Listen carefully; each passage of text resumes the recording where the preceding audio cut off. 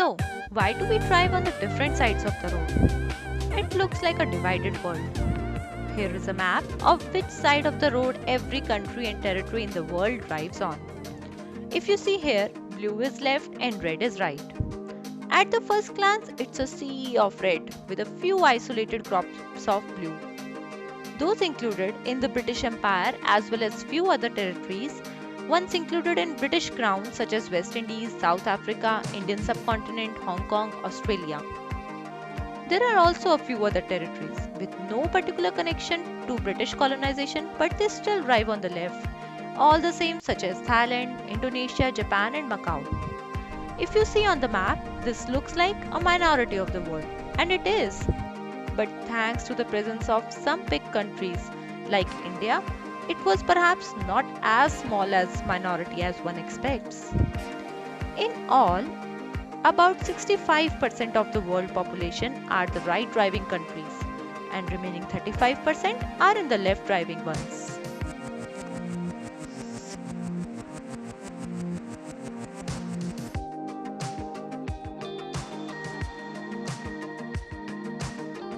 Here is the funny part. Most of the world is doing it wrong. In most places, for most of the history driving on the left seems to have been standard. You can see this in the layout of cart tracks on the Roman roads and so forth. And there are some reasons for this. That most people are right-handed, so by driving on the left, they would place their strong hand in the best position to greet those coming the other way or whack them with a sword, as seemed most appropriate. It made sense in other ways too. Driving on the left meant that people leading horses could hold the reins on their right hand and walk at the edge of the road, which was least likely to be a sea of mud. Most people find it easier to mount a horse from its left too. Even in the age of car, though it seems to make sense to drive on the left, in most countries cars are set up put to the driver's seat in the center of the road to give them improved visibility. In other words, in left driving countries, the driver's seat is on the right. That puts the right eye, which tends to be stronger, in a better position to see oncoming traffic. It also means that the left hand can change gear and muck around with the radio and so forth, while the stronger right hand is the one that stays on the wheel.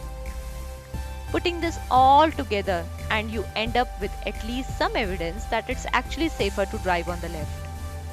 Though this is limited, but certainly not worth forcing 65% of the world to change its roads for.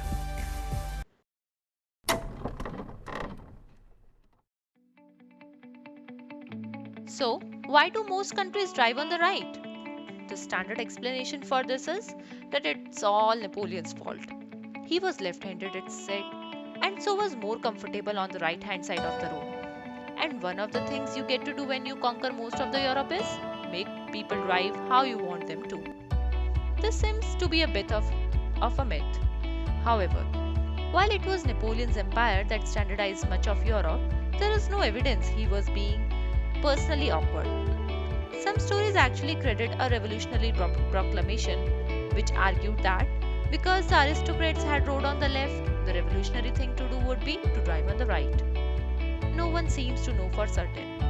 And US switched from left to right-hand driving without any help from Napoleon. In US, right-hand traffic goes back to the 18th century. Freight wagons were pulled by teams of horses, and drivers rode on the left rear horse, using their right hand to more easily control the team. Traffic shifted to the right so drivers could easily avoid collisions. Amidst all this driving confusion, the British and French were yielding their power across the globe. And as part of their rapid colonization, they insisted that the countries they occupied drove on the same side of the road.